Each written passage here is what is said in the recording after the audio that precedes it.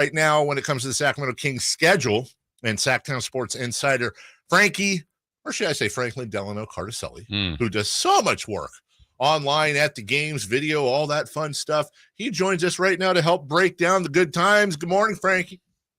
Good morning, fellas. It's funny you say the Delano aspect. My grandpa's name is Franklin Delano Cartoscelli, so that's kind of a really wow. Yes. Why did you not get it? Why didn't they pass that down?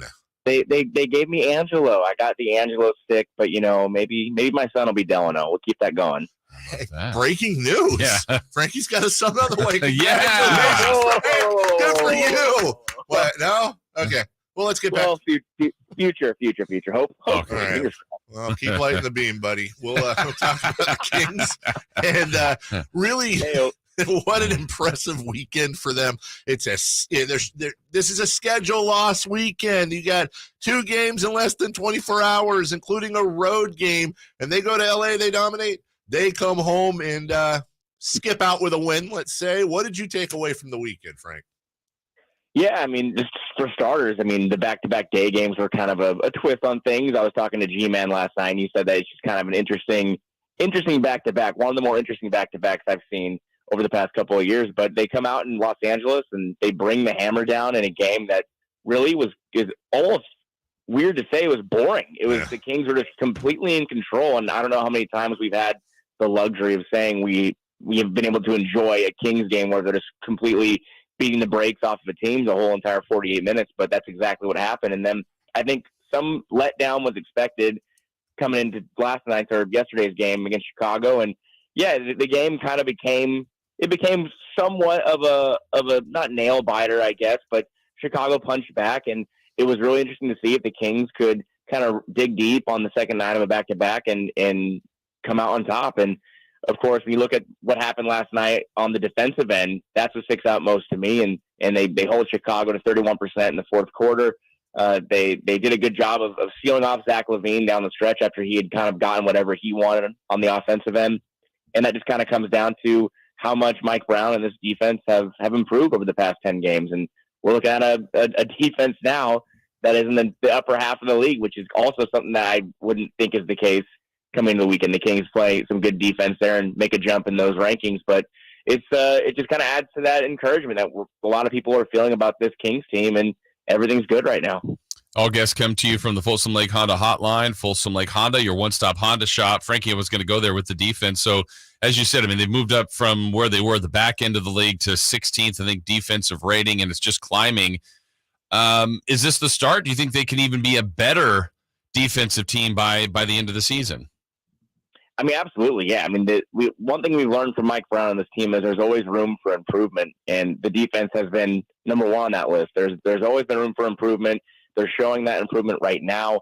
You see guys like Domantas Sabonis, who I've talked on the show about how he's needed to pick it up on the defensive end. He's done that. He's been somebody who's been a plus defender over the past 10 games, and someone that Mike Brown even was applauding during his press conference last night, saying that he is somebody that doesn't allow many easy looks right now in and around the rim. And then also you're having guys off the bench like Davion Mitchell. We know what he brings on the defensive end.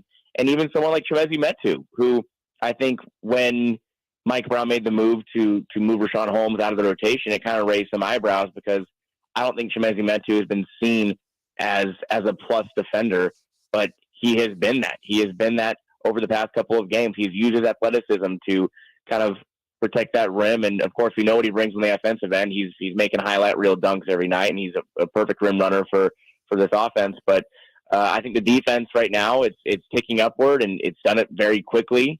And of course there have been some tough games, but the schedule does open up a little bit. A couple of tough games on the road trip, but then quote unquote opens up a little bit. So it's interesting to see if they can kind of keep that going. Frankie Cartoscelli joining us, Sactown Kings insider. One thing Jason and I were talking about earlier today, a lot of it before the show with Jay, this team is deep, and that depth has helped Frankie, because you look around, and even though they're on another 3-game streak, even though they've won 10 of 13, you look at it, it doesn't seem like they're firing on all cylinders. Kevin Huerter is struggling from outside. As mentioned, Fox has been banged up and a little bit sick. Keegan seems to just be kind of climbing out of his shell. It seems, even though they're having success, I still get the feeling, and maybe I'm greedy, Frankie, that they haven't really hit on all cylinders much this season so far. No, and that's something that I was going to make a point of when I talked to Chris later on today when we record, that it's a beautiful thing that we don't have to sit here and say, oh, wow, well, De'Aaron Fox had 32 points and the Kings lost by 4, because that's something that people, I think, kind of like to point to. I think it was empty calories is the way some people might have put it on the show a while back in the YouTube comments. Hi, guys. But it's something that the Kings are looking at right now and saying, hey, you can have Domantas Sabonis take 4 shots. De'Aaron Fox is not locked in, and you're able to come out on top because you have players like Malik Monk who are completely locked in right now. You have players like Davion Mitchell who are coming off the bench and providing above average defense. You have Chimezie Metu chipping in with 10 points off the bench.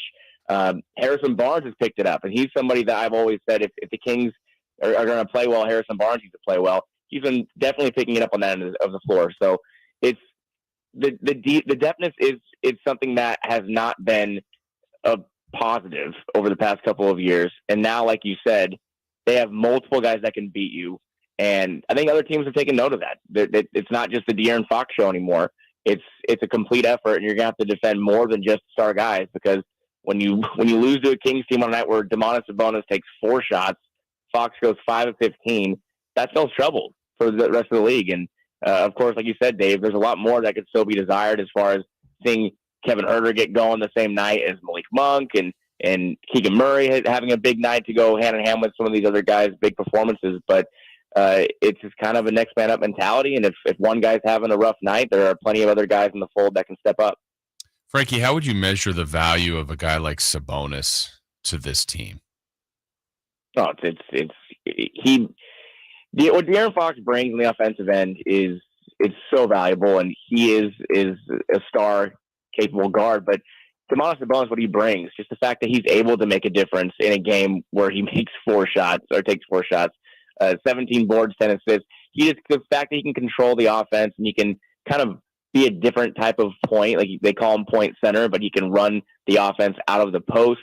That is so valuable to me. And when you look at the fact that he's been playing better defense, that is just kind of bringing it all together, because of course the Kings have had offensive centers in the past before, and the defense has also been lacking there too. But if Domantas Sabonis, who also has been taking some shots and shooting better from 3-point land, which is kind of another development to his game. He really struggled out the gate there, and we know the work he put in with shot coach, lethal shooter over the summer, and it's looking like that's paying off as well. But if you can pick that up on the defensive end, it just kind of makes that complete package. And he just right now is the Kings All-Star. I think if the All-Star team was selected tomorrow, I think he would be on it.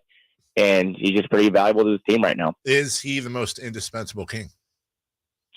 I would say so, yes. That's something I might not have said. You know, we didn't see much of Sabonis last year. We saw him in a 14, 15-game sample size, and I don't think we really saw his full untapped potential. I think we're seeing it right now. I think he's playing some of the best basketball of his career. And by the way, to be clear, that's no shot by anybody at De'Aaron Fox, who's the heartbeat of the squad.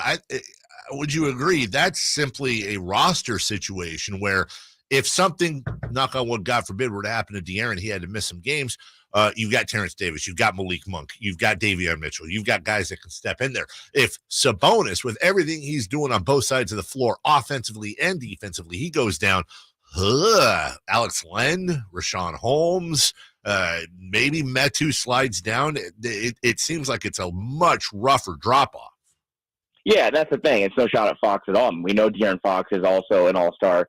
He's had an all-star start to the season, but it's the depth. The depth behind De'Aaron is what makes this conversation Sabonis, because it's not replicable. I mean, we've seen Davion Mitchell. He ran into a big game when Fox missed the night against Charlotte. Davion Mitchell ran into a big game. If it wasn't him, could have been Malik Monk, Terrence Davis. You have guys that can go get you some buckets off the bench.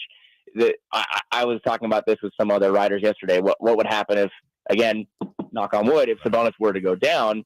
I just don't know what this team would look like. And those are some conversations that are probably going to come up at some point. There are some things, bumps, bruises, illness, what have you, where I don't know if Sabonis and the rest of the Kings are going to all play 82 games this season. So there's going to be a time where we're going to see what this team is capable of when they're missing some of their big guys. And that's the next kind of like interesting thing to keep an eye on. But I mean, if they can play a full 82, I'd love it if they could. And if they can, I feel really good about this team's chances of being in the postseason. So, yeah, I mean, Sabonis has been so valuable. And because of that very reason, the depth, which is held up on its own, don't get me wrong, the center depth has been a positive the past couple of games during this recent stretch. But Sabonis is the guy you want in the middle every night. Go to Sactown Sports, all places, YouTube, the website, so many more to see Frankie, Chris, so many of our crew doing such great work, giving you the best Kings coverage you can find anywhere. Frankie, we'll talk in a week. Thank you, buddy. Enjoy the ride.